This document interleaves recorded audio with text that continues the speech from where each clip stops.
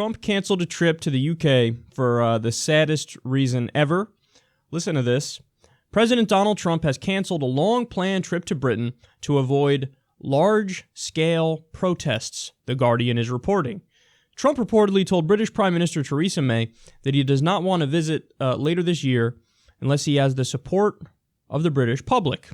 According to The Guardian, the president made his intention to stay away in a phone call with May, saying he does not want to make the trip if, in light of plans for mass protests against him, the report states that May was surprised by Trump's remarks. Trump is already in the doghouse with the British public after his comments following a recent terror attack in London. Yeah, there was a lot of outrage over that, because what Trump did is he just unbelievably took London Mayor Sadiq Khan out of context and said that Sadiq Khan was basically being soft on terrorists because he said, something to the effect of don't worry or don't be afraid or remain calm or something like that in the wake of the attack. Like, don't be scared. And Trump made it seem like he was saying that as if it was like being soft on terror. But in reality, when you look at his comment in context, what he's saying is, there's going to be an increased police presence in London for the next few days. Don't be afraid of that. Like, so he was talking specifically about the police presence, but Trump tried to spin it as if he's saying, like, hey, don't worry about terrorism, just move on and act like it didn't happen kind of thing. In other words, trying to say he's not going to do anything to fix it. He's just telling you, shut the fuck up and move on. But that's just not true. That's not what he said. He was taken out of context. And then when everybody called Trump out on that, he just doubled down like an idiot. So, it's either Trump read this shit in a right-wing blog and said, look what the mayor of London said about the attack, and then he just parroted it, or he's just lying to take him out of context. It's one or the other. There's no other option. It's either Trump is lying, or somebody lied in a right-wing publication, and Trump's just parroting it. And when people point out, hey, that's not true, he just repeats it. So everybody in London was like, what the fuck? Everybody in the UK was like, what the fuck are you saying? And you were caught, and then you doubled down. Stop. Just stop. You look so stupid because you are stupid. So there's a lot of anger over that, but there's a lot of anger against him in general because he's a fucking buffoon. So there's going to be protests against him if he goes there because duh. And what's his response? He fucking loses it. Like the man baby he is. Oh yeah, I don't think I'm going to go there until I have the British people on my side. Okay, then I guess you're never going there. So yeah, so what's going to happen is I'm not going to go because there's going to be large-scale protests.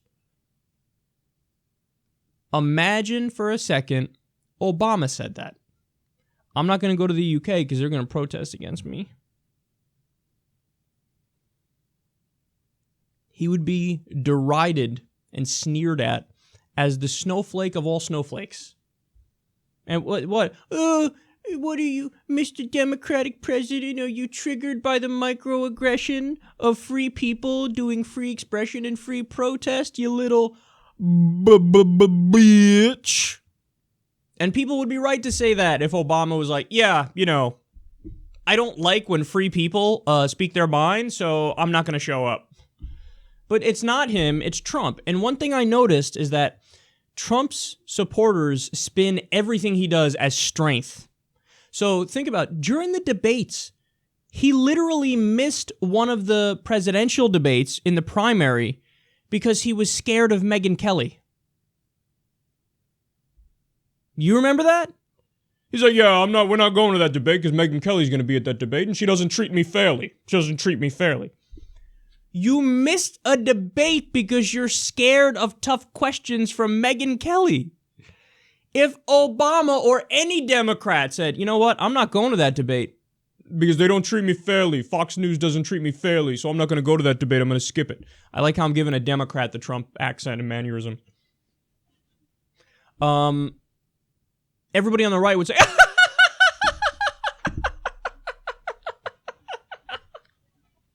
little snowflake bitch. Are you triggered by the microaggression? Would you need a safe space from tough questions because you're a little bitch? Is that what you need? But when it's one on their side, I swear, everybody on the who's a big Trump loyalist, they say, yeah, Daddy's so strong. He's standing up. Standing up to the biased mainstream media. Yeah, that's what he's doing. Lamestream media.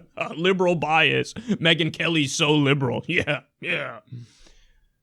And then if you remember, by the way, at that debate, they had clips ready of some of the different candidates on stage saying insanely silly things.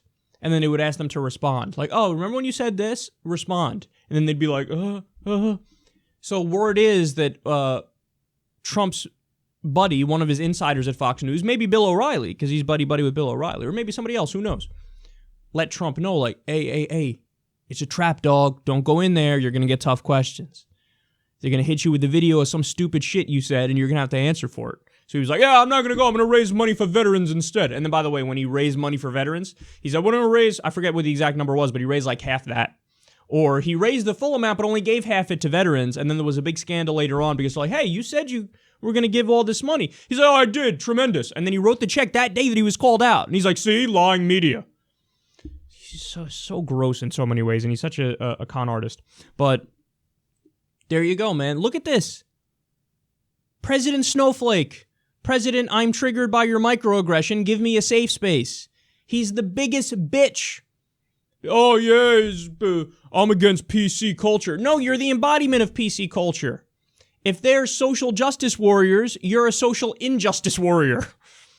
I got to give credit to my friend Leon for that. He does all the Kyle out of contexts. He splices them together and edits them and stuff. He came up with that term. Social justice warrior? Okay, you're a social injustice warrior. That's what Trump is. I'm going to sue Bill Maher because he made a joke where he compared me to a monkey. Bitch! You're a bitch! Move on, son. Take it on the chin and move on. I'm not going to go to the debate because Megyn Kelly's going to ask some questions. Bitch! Go in there like a man and stand up. What are you doing? What are you doing? He sued The Onion over a satire article. Who the fuck sues The Onion? What kind of a dumbass triggered bitch? So the whole point is satire. That's the whole point. But you targeted the satire against me, so I don't like it. Oh, you're gonna protest in the UK because you're a free country with free people who get to do what they want? I don't like freedom.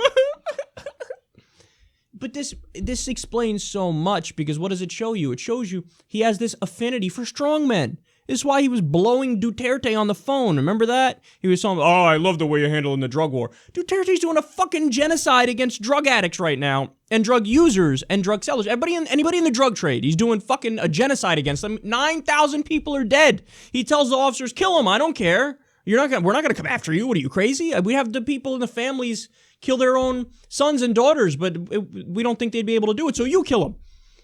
And Trump's blowing this guy on the phone. He does it with all these, not that, the U.S. doesn't have a track record of siding with authoritarians and backing dictators. They do. But Trump seems to go to another level in his heaping of praise on these people, and it's because he views the petty insecurity and authoritarianism as strength. Even though it's not, it's you're being a triggered little bitch.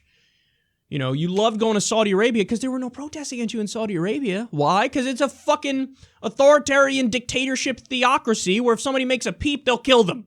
You love that. You don't like free people. You don't like free countries. Look, I don't want to go. You protest.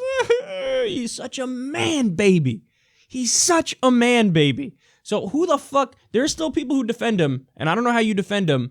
The fucking pretzels that Trump loyalists twist themselves into to defend their dear leader, Daddy Trump, is just beyond pathetic.